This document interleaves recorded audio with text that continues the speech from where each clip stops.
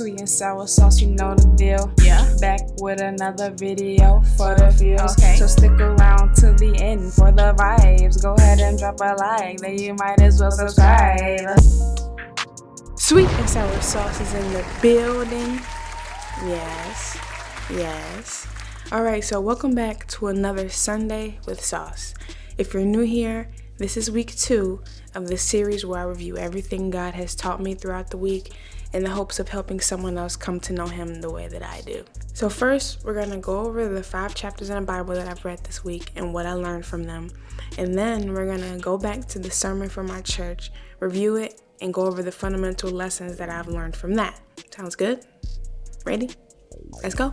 Alright, so this week I continued the book of Exodus, reading chapters 20 through 24. In these chapters, God gives the Israelites the 10 Commandments, also providing a ton of laws and ordinances for them to follow. In chapter 20, God comes down Mount Sinai in thunder and lightning.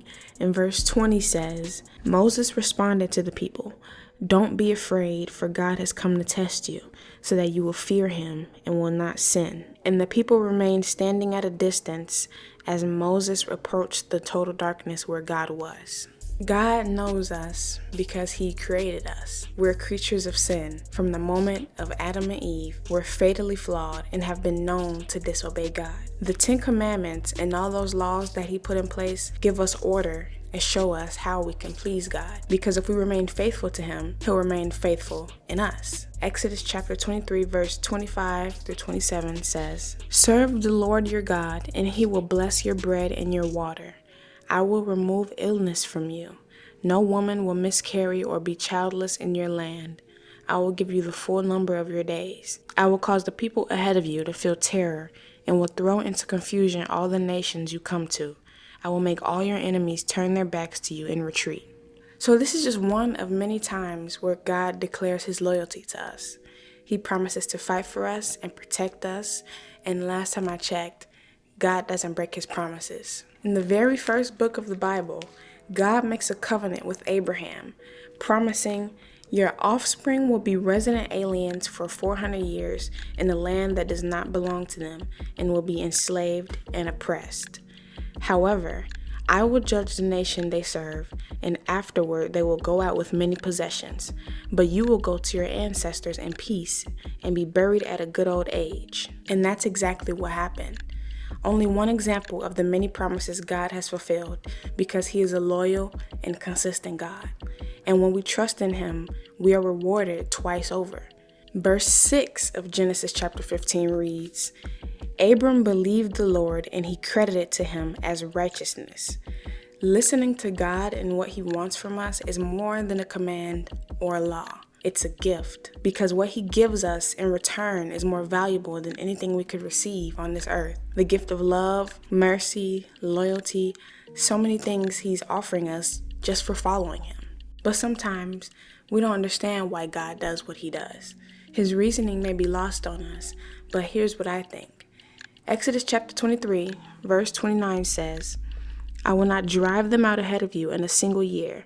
Otherwise, the land will become desolate and wild animals would multiply against you." So from our perspective, some things may not make any sense, but from God's perspective, there's reason and clarity. The Israelites could have been like, "Man, why is this taking so long? We could have been took over the land. This is going to take too long. What are you talking about?" And God's like, "No, I can't do it that fast. The land will be desolate. The animals will take over you. Like, you got to wait. I know what I'm doing. Trust me." And then they like, nah, true. Like, things may not seem clear to us, but to Him, they do. I mean, first of all, how could we even begin to understand the reasoning of a God? Someone that powerful, that mighty, who created the world we live in today and can come down a mountain and smoke and speak in thunder. There's no way we can even begin to fathom a God like that or why He does what He does. We just have to trust in Him, His word, and the promises He made us. Now, the sermon from my church this week was called "The End of the Matter." Officially the last sermon of the Ecclesiastes series, this sermon covers the duty of mankind and what we should do, considering that this life we live in is kind of pointless. Well, for one, we should rejoice in our youth while also remembering our Creator. And when I say youth, that applies to any age, because to be alive is to be youthful since you're not dead. The aging process hasn't consumed your body yet, so enjoy your youth while you're alive. And remembering God while doing so extends the joy of your life, because not knowing God just results in hardship, pain, and struggle. Ecclesiastes 12 verse 1 starts off, "So remember your Creator in the days of your youth, before the days of adversity come, and the years approach when you will say, I have no delight in them. Before the sun and the light are darkened, and the moon and the stars, and the clouds return after the rain." But it's pretty common for people to think, especially young adults, that, I want to experience my life and I want to live it to the fullest and enjoy it while I'm young, and then I'll remember God later when I'm older. But there's two flaws in that kind of thinking. For one, tomorrow isn't promised. Now concerning that day and hour, no one knows, neither the angels of heaven nor the Son, except the Father alone, says Matthew chapter 24, verse 36. And two, you're falling right into the trap of false promises, temporary joy, and everything else this earth has to offer that's only temporary. Everything you think you'll get, everything you strive toward won't be what you expect it to be. So quick little story time. If you don't know, for now, I work at Jimmy John's, and during the morning time when it's slow and I'm getting everything ready, I have my AirPods in and I listen to music or podcasts, or I talk on the phone with Enzo. Regardless, I used to bring in my over-the-head earphones, the big AirPods Maxes, whatever, but I didn't like bringing those in because, I don't know, they're just big, heavy, and I don't like touching on them and stuff because my hands don't be clean when I'm working with food and stuff. And so I've been complaining about wanting to get the smaller AirPod, the buds that go in my ear, because it'll just be easier. Then I won't have to have that big headset over my ear, and just convenient. So I finally get the AirPod buds, whatever, and now I basically hate them because they never stay in my freaking ear. They come with different size tips, pause, that you can change the different sizes to fit your ear, but every time I switch sizes and try it, after like 5-10 minutes, they start slipping out. They don't stay. They just don't stay. But for Enzo, he wears them in all day and he only has to adjust them like maybe once, maybe twice. But for me, I'm adjusting them all the time, and it still defeats the purpose of me getting them because I don't like having to touch them with, food hands. So long story short, I wanted the AirPods. It was going to save my experience. It's going to be so easier. I finally get them, and now they're still an inconvenience.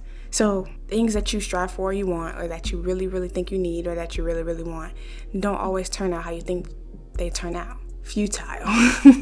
The next piece of advice from the sermon is to practice wisdom. The words of God's wisdom is like a cattle prod, poking and prodding us away from the danger and in the right direction.